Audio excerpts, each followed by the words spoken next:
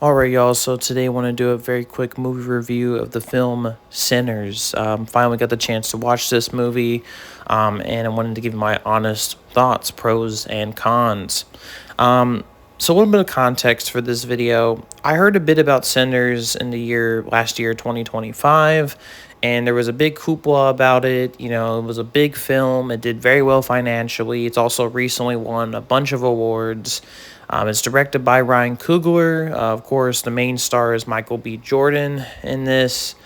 And I really didn't know anything about this film, just to be frank here. I've seen some of Coogler's other films. I have seen both of his Black Panther movies. I did watch Creed from 2015, and I really did enjoy that movie. I thought it was a really interesting movie and did something new with the Rocky franchise. And, I really didn't know what to expect about this movie. I went into this movie, I had no knowledge of it beyond the superficials and the people involved. And I really just had no clue what this movie was. Basically, and preface this too, if you haven't seen the movie, full spoilers ahead in this review. This is a vampire movie. It's a straight out slasher vampire movie. And I had no idea this was the case, to be frankly honest with you, because the movie starts out as being something else differently. It follows these two twin brothers. They're both played by Michael B. Jordan, nicknamed Smoke and Stack. They had this sort of reputation in Chicago. They go back to where they grew up in the Mississippi Delta. This is a film also, it's a period piece. It's set in the 1930s, so with all that comes forward and with the setting and stuff, with racism and the Klan and all that stuff is prevalent in this movie. And the brothers are trying to set up a sort of juke joint, so to speak, like a club, if you will, invite all these people over, and essentially a vampire shows up, kind of eats people, slowly starts consuming people, and it basically becomes an all-out battle between these humans, these survivors, and these vampires. And at the end of the movie, only one person really makes it out alive, which is Sammy, the cousin of the two brothers. Later on, though, there's like an ending scene. We actually get to see the other twin brother, that one of them died in the movie, and then the other one got turn into a vampire. So vampires are immortal, and we get to see him meet the older Sammy at the end of the movie, which is a very nice touch. I gotta be honest here, I really enjoyed this movie. I thought it was a really interesting film. I thought that as a period piece it was interesting, and the vampire twist of it all was really well done. All the vampire stuff, the action, the gore of it all was really well handled. And the acting is no different. All the main actors here do a great job. Michael B. Jordan here, it was kind of interesting to see him play two different people, like twin brothers, but he sold it pretty well. I would say if I had to describe him, Smoke is more of the calm, reserved, methodical one. Stack is more of the free willy, want to have a good time, more careless one. And he does a good job at portraying those two personalities. Even though these are, like I said, they're twins, they look pretty much identical. And it's really cool stuff, and Michael B. Jordan was great. I mean, most of the stuff I've ever seen him in, he's usually great in it, but this is really no different. He does a really good job here. The story was interesting. There's also the underlying element of race and celebration, a little bit of black culture. There's this idea that music is able to penetrate a force beyond death, so to speak, to unite cultures and even speak to others in the future. There's a brilliant scene where the cousin of the twins, Sammy, plays a song, and it kind of, in a lot of weird way, like spirits of the future and the past of black culture show up. I could be getting the terminology of why it happens wrong, because I'm just talking about this off the top of my head, but it's really an interesting scene, and it's one of the really most interesting narratively and well shot scenes of the entire movie.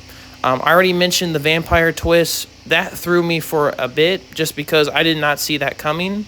Because the way the movie starts out, it starts out in a place where it doesn't seem like it's gonna be that type of movie. Like it seems like maybe they'll have a show off against the Klan or something, but then out of nowhere comes vampires, and it's kind of crazy, but it's also really cool, and all the vampire stuff was really well done. I like how it's explained in the movie, but it isn't like exactly holding your hand. Like if you know some things about vampires, you'll definitely get it. But they also explain some of the basic terminology here. Like the weird thing, if I remember correctly, with vampires, you can't like they can't come into your place unless you invite them in. It's always one of those strange like things with vampires and lore. They can't come in unless you invite them in, and they also that's a big rule in this movie. And it's really cool. It's really interesting. I like all the characters here. They're pretty interesting. I like how the movie's basically about Sammy, and I thought his journey was pretty cool. Seeing the end of his journey as well was really interesting when he grows up to be a musician. You kind of going against the impossible and doing what he loves. It's a really interesting thing, and how through adversary he's able to do what he wants. It's pretty cool stuff. Like I already mentioned, the action, the actors, they all do a great job. The look of the movie, it's very well directed. Definitely looks like something that, it could be believable in the 1930s. It's really, really interesting. And I think, too, the ending kind of threw me for a loop, too. I didn't expect Smoke to die at the end. It kind of pulls out that thread where the clans show up and he kills a bunch of them. And it kind of threw me for a loop. I didn't expect him to die at the end of the movie. But the way it's shot, it is one of the best, endings of death I've ever seen in a movie. He basically, his love interest character died after she was bit by a vampire. He had to kill her. I'm sure, like I said, the pain of that. And like I said, this movie holds no back, no holds bar back in terms of the vampire stuff. Like, you have to kill your loved ones who mean something to you once they turn. And it's just, like I said, it's a very brutal section of the movie where it involves the vampire stuff. But, there's a basic thing where it was established they tried to have a kid. It didn't work out. And then basically you see her at the end, and she's holding the undead or the child that they never had in the afterlife. She's in the afterlife having there with her child.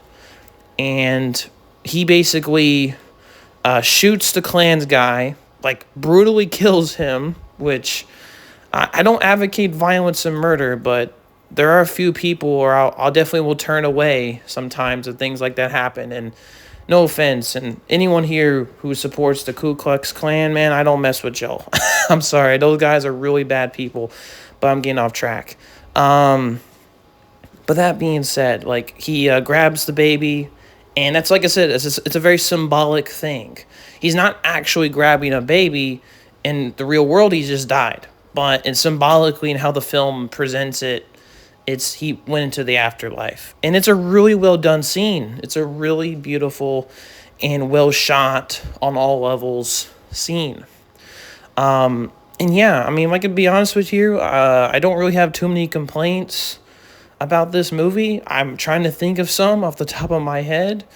I don't really have any complaints about this movie. It was a really interesting story throughout. The vampire angle was really interesting. The twins were really interesting. Sammy was really interesting. I like how the movie starts out with the big twist that Sammy shows up and he looks crazy, and then we get to see the day before and we get the full context of it. Really like when movies do that, but in this movie specifically, it's great. And yeah, I mean, like I said, it's just a very well done movie. It's one of those few movies, it's like, I can't really think of too many complaints. It kind of hits on all cylinders. It's a very well shot movie. The story was very interesting. Acting is phenomenal by everybody. I like vampires and stuff like that. I didn't expect that angle with this movie, like I said, but I do like all the vampire stuff here. It's violent. It holds no bars back, but it's so well done. I actually like the vampire stuff here a lot more, especially when the use of loved ones and how they trick people and stuff.